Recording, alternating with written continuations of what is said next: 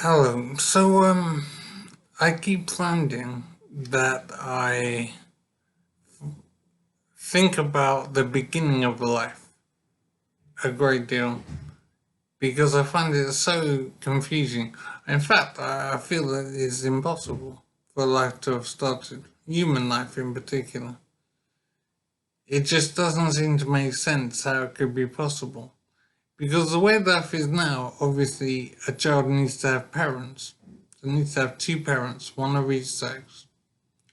And of course, the mother has to produce the child, has to maintain the child for 9 months, and then give birth to a baby. And it all just seems impossible at the beginning. And it's the beginning of things that I find most interesting.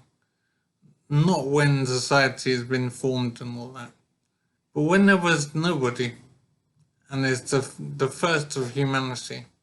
It just doesn't make sense to me. So obviously, human life is impossible to have started based on the model we have now, a man and a woman having sex, and then a baby growing inside the woman and then popping out. So that's impossible at the beginning because there is no man and woman. So it seems reasonable to think that life began as some sort of self replicating animal. So you have an animal that's alive, and somehow it creates another copy of itself that becomes alive as well. And then the model of having a man and a woman arose out of that. It was created from that original one animal producing the next generation. It progressed and became a man and woman producing a child. But it all just seems impossible, and it is so amazing. So I'm trying to imagine what it was like at the beginning. You would have a self-replicating system where an animal that's alive somehow gives birth to another copy of itself that's also alive. And this process happens continuously until eventually you have a man and a woman model that somehow comes into existence. But then I'm thinking, well, if you have a man and a woman that produce a baby, how do they begin to manage that baby being born? So when the woman goes through 9 months of pregnancy and then a baby pops out, the baby is attached to the woman by an umbilical cord, I believe. I'm not sure how it works, to be honest. I believe that the baby pops out and the umbilical cord is still attached to the woman somehow. So the umbilical cord will have to be cut. So I'm wondering, the first time a baby was born, how did the person helping the mother, how did they know to cut the umbilical cord? Wouldn't they be really scared and want to keep the umbilical cord attached to the mother? Because if that's how it is, the baby's born, then they'll be too scared to cut anything.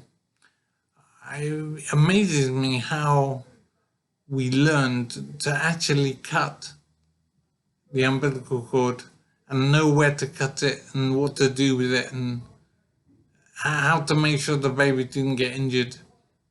It just amazes me that we learned to somehow cut the umbilical cord in the right way.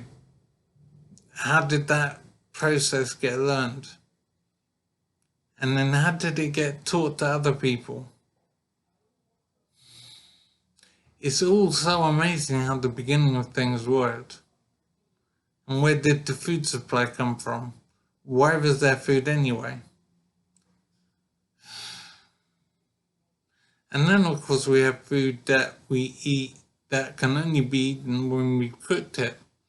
So, how did we even get the idea to take meat or an animal or whatever and cook it and change its consistency so that it could be eaten? how did we learn that process? I don't understand the intellectual leap to form these judgments and to know what to do. Part of me wonders how we learn to eat anyway. So, human beings start as being a baby to begin with. And there's no baby that can take care of itself as far as I know. So a baby has to have parents. And somehow the parents know to eat. Now obviously you get hungry and you want to eat something.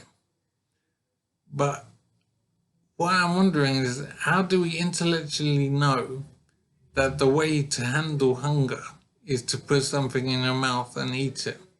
How did we learn that? How did we learn what to eat? And then how did we learn to eat other animals? How did that even occur to us, to eat another living thing? And learn cooking and understand that you could cook something and it would create food. So I'm thinking there may have been some forest fire or something that cooked an animal, and then humans found it and then realized that they could eat this thing. And then of course we learned how to make fire. And I don't know how to make fire. Do you know how to do it? So if you're in a forest somewhere and you're hungry and you wanted to cook an animal that was just there on the ground, how would you start a fire? There's so many things I simply don't understand at the beginning of things. And it all seems impossible, frankly. But I have to accept that we're here. So obviously we may progress somehow.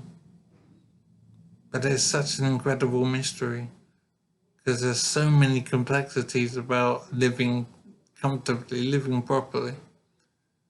I just don't understand how we could learn these things in time to stay alive and to develop.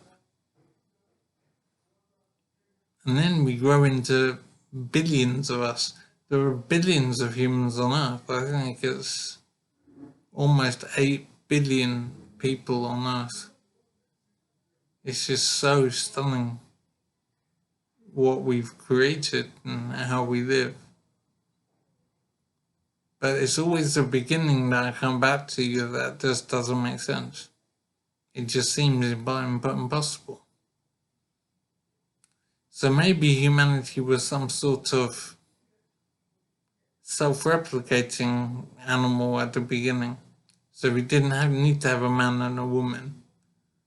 It could be just one living animal that produced the next generation.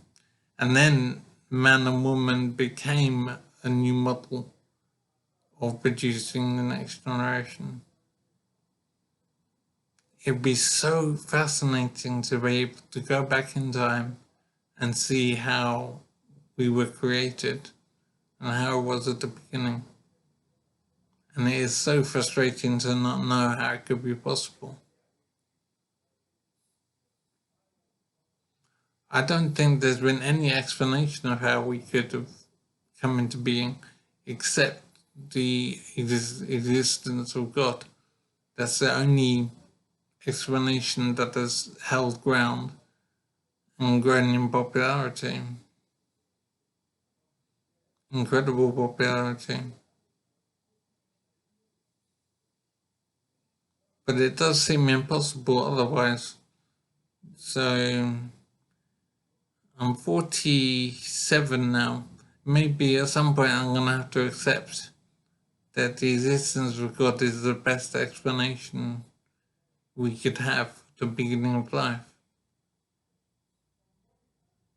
It is so strange and so frustrating to not know how we came to be.